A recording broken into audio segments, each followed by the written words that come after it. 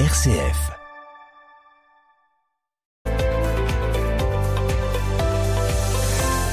Regard croisé sur le Grand Est. L'actualité économique, sociale et environnementale. Présenté par Jean Fischer, en collaboration avec le Césaire. Chers auditeurs, chères auditrices de RCF, bonjour. Alors que la 62e édition du Salon international de l'agriculture vient de fermer ses portes, le Césaire de la région Grand Est, avec le conseil régional, y était.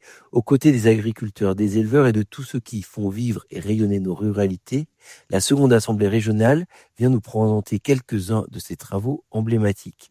Rencontre en exclusivité pour vous, auditeurs de RCF, avec Yannick Fassert, premier vice-président de la seconde assemblée régionale, délégué aux transitions territoriales, lui-même agriculteur dans l'Aube. Monsieur Fassert, bonjour. Bonjour. Le Grand Est est la première région agricole de France. Logiquement, l'agriculture mais plus généralement les ruralités sont des sujets qui sont au cœur de nombreux travaux de votre assemblée. Pouvez-vous nous en donner quelques exemples, s'il vous plaît ? Alors, en effet, l'agriculture est très présente dans notre région, la région Grand Est, que ce soit dans la bioéconomie, exemple production de chanvre, production de sainfoin et toutes les productions industrielles que l'on connaît, la betterave, les céréales, mais aussi tout ce qui est diversification avec des cultures, des produits du terroir et aussi la bioénergie. Exemple, tout ce qui est énergie renouvelable, puisqu'au Salon de l'agriculture, le Conseil régional a signé une convention avec les agriculteurs qui font qui sont dans la méthanisation. C'est un exemple. Et justement, les bioénergies qui ont donné lieu il y a quelques années à un travail du Césaire, il me semble. Oui. Le Césaire a travaillé sur bioénergie, le Césaire a travaillé sur l'ambition éleveur et biodiversité. Pour reprendre bioénergie, ô combien c'est important, puisque c'est de l'énergie naturelle, c'est-à-dire qu'on prend les déchets, on prend la biomasse qui est transformée en méthane, et le digestat, ce qui reste de la transformation par la méthanisation sans oxygène, la transformation sans oxygène amène du méthane, et les produits qui restent, entre guillemets les sous-produits, c'est du digestat qu'on met dans les sols et qui remplace l'engrais industriel. Donc c'est très bien puisque c'est vraiment naturel. Voilà, c'est un exemple. Et le gaz naturel, ô combien c'est important, puisqu'aujourd'hui on dépend trop de l'extérieur et la France doit produire du gaz naturel. Un deuxième exemple que je souhaite donner, puisqu'on a parlé de bioéconomie tout à l'heure, c'est vrai que dans la région Grand Est, on a travaillé aussi sur le chanvre. Le chanvre, c'est une culture qui était vraiment, il y a quelques centaines d'années, très importante pour la France. Et aujourd'hui, on reproduit le chanvre. Et le chanvre est une culture sans herbicides, sans insecticides, sans engrais, et qui capte le carbone. Donc c'est très bon pour le climat. Et c'est vraiment de la biodiversité ô combien importante.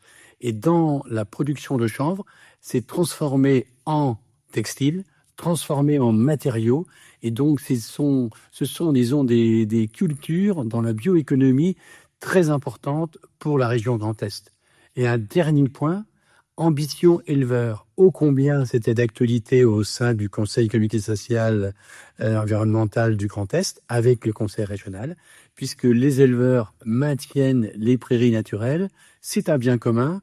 Et en même temps, les éleveurs, on en a besoin sur le potentiel génétique de l'élevage, mais aussi toute la transformation du lait, de la viande, etc. Donc, tous ces éléments-là sont très, très forts, très importants pour la région Grand Est et pour l'économie, mais aussi la biodiversité et le développement durable de notre région. Et la vie de nos ruralités d'une manière plus générale. Tout à fait, la vie de la ruralité, parce que la vie de la ruralité, et puisque j'étais au Salon de l'agriculture, c'est un lieu d'échange, comme le Césaire le fait tous les ans et tous les jours, je dirais, un lieu d'échange. Et ô combien c'est important ce lieu d'échange. Il y avait un intervenant au Salon de l'agriculture, c'est un avocat, il nous a dit 80% des conflits entre l'agriculture et l'écologie, l'environnement, vient du manque de dialogue, manque de rencontres, manque de discussion. Et alors, ô combien, dans notre société actuelle, et quels que soient les domaines, mais là je parle du domaine agriculture et environnement, eh bien, il est important d'échanger avec les gens, le monde scientifique, le monde des syndicats, le monde économique et bien sûr le monde politique, car ce manque de dialogue entraîne souvent des conflits. Ça, c'était un témoignage d'un avocat qui était au Salon de l'agriculture, et je tenais à le dire. Et justement, les échanges, les rencontres, les travaux que mène le Césaire et les avis que vous votez sont le résultat de rencontres et d'échanges avec justement celles et ceux qui vivent au quotidien les thématiques que vous étudiez. Le Césaire est donc en quelque sorte un amplificateur des voix des territoires. Alors, c'est vraiment un amplificateur et avec des témoignages des personnes qui sont expertes, mais aussi des témoignages avec toute la société civile, que ce soit dans le monde social, le monde culturel, le monde touristique. Exemple, je prends un exemple. L'agritourisme, puisqu'on a beaucoup parlé au Salon de l'agriculture. Et quand on dit que l'agritourisme devient important, on prend l'exemple d'une ferme pédagogique. La ferme pédagogique met en valeur le monde agricole, mais reçoit aussi la petite enfance, l'enfance, l'adolescence, toutes les personnes qui veulent visiter, avec un objectif éducatif pédagogique. Et ô combien c'est important, le côté Césaire au niveau de la réflexion des échanges, parce que c'est démultiplié. Et quand c'est un domaine un peu plus difficile, comme je disais tout à l'heure, la méthanisation.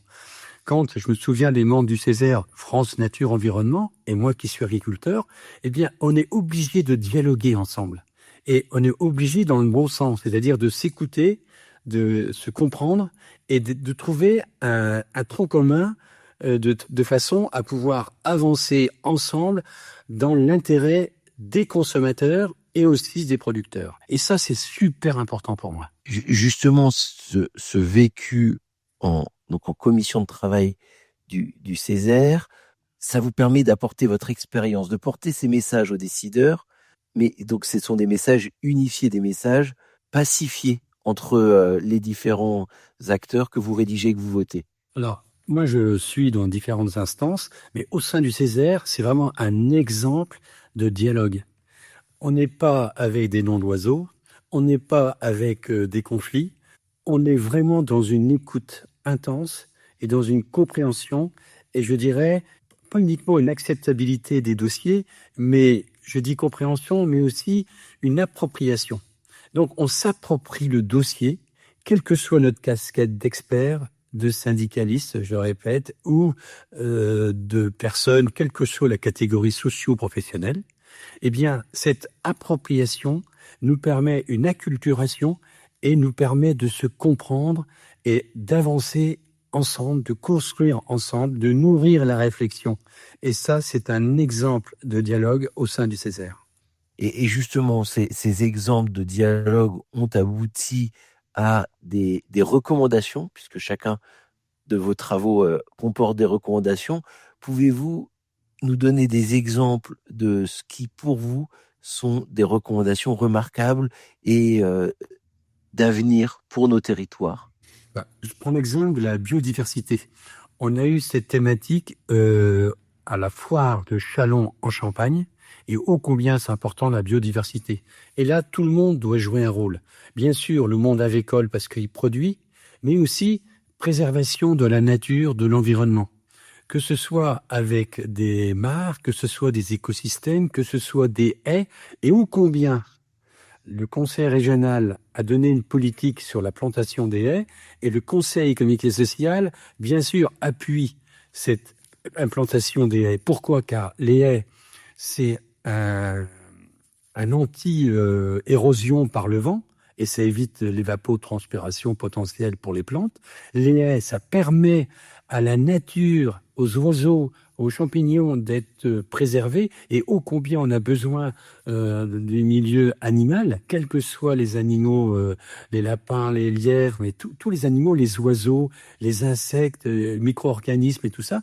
Et c'est un exemple, la biodiversité, où on peut réunir le monde de l'environnement, le monde agricole et bien sûr les citoyens par la beauté des paysages.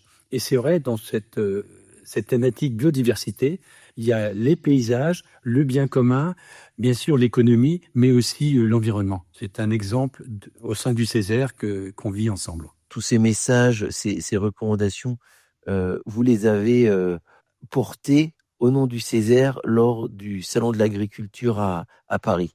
Oui, car au Salon de l'Agriculture, il y avait bien sûr le président Franck Leroy, mais il y avait le président de la commission agricole.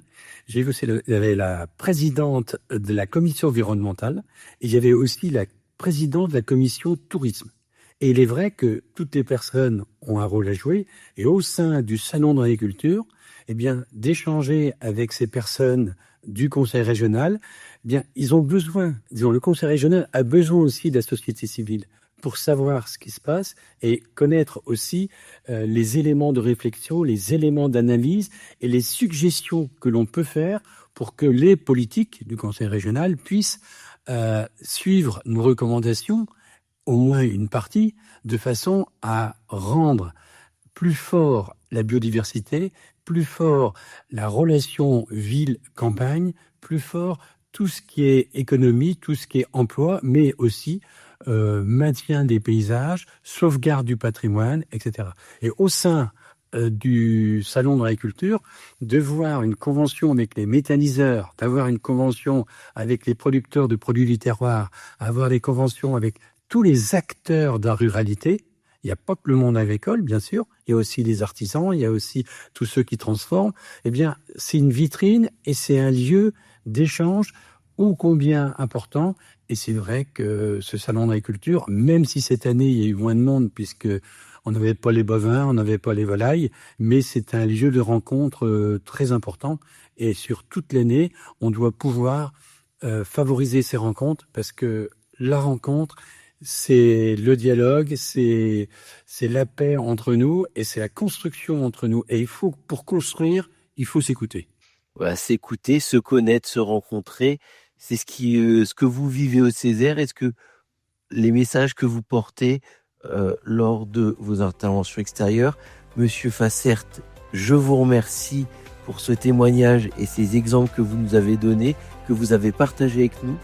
Bonne continuation et à très bientôt. Merci à vous. Merci d'avoir suivi Regards croisés sur le Grand Est. Retrouvez toutes nos émissions en podcast et sur les réseaux sociaux RCF Cœur de Champagne.